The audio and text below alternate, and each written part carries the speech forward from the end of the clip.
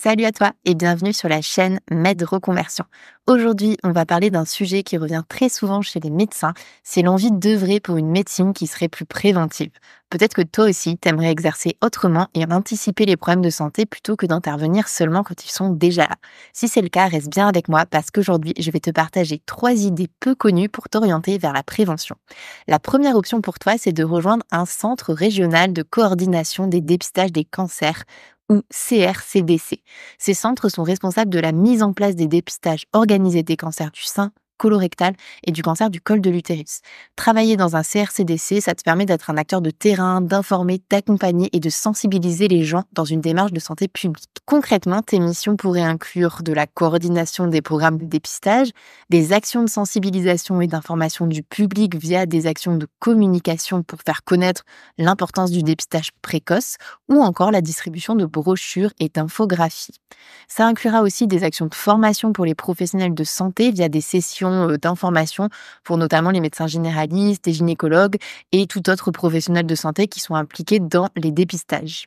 Et enfin, ça va inclure des actions de suivi et d'évaluation des programmes de dépistage par l'analyse des données de dépistage et le suivi des indicateurs de performance. En rejoignant un CRCDC, tu pourras œuvrer pour une mission qui a du sens et qui te permet d'avoir un impact concret en termes de santé publique et de prévention. La deuxième voie que je te propose, c'est de rejoindre une start-up de santé spécialisée en médecine préventive. Peut-être que tu as déjà entendu parler de certaines structures comme Zoe ou Core qui se spécialisent dans la prévention et l'accompagnement des patients dans leur santé au quotidien. Ces start-up développent des solutions innovantes pour aider les individus à surveiller leur santé, prévenir les maladies et améliorer leur bien-être au général. En tant que médecin, intégrer ce type de start-up, c'est l'occasion de travailler sur des projets novateurs, d'explorer les nouvelles technologies comme l'intelligence artificielle, les applications mobiles ou encore les objets connectés de santé.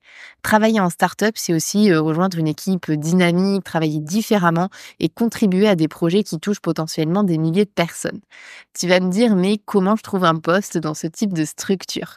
Eh bien, moi, je te conseille d'utiliser des moteurs de recherche d'emploi classiques comme LinkedIn ou Welcome to the Jungle ou encore d'aller directement sur les sites des startups qui t'intéressent pour faire une candidature spontanée.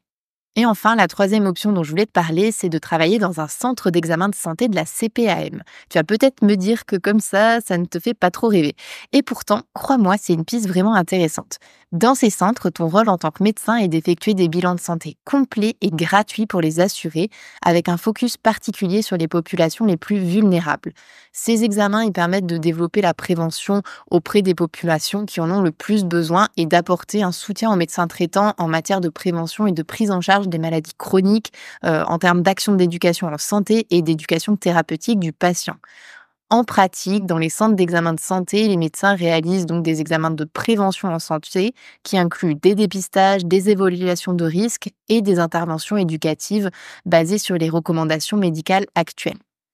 Les médecins interprètent ensuite les résultats des examens, communique avec le médecin traitant et oriente les patients vers des soins ou des actions éducatives si nécessaire. Il contribue également au programme d'éducation en santé, participe aux partenariats locaux et au recueil de données pour des missions épidémiologiques. C'est un travail aussi pluridisciplinaire avec d'autres acteurs de santé. C'est une opportunité de pratiquer la médecine autrement en accompagnant les patients de manière plus préventive et en leur donnant des clés pour prendre en main leur santé. Voilà, on a vu ensemble 3 voies que tu peux explorer pour t'engager dans la prévention en tant que médecin.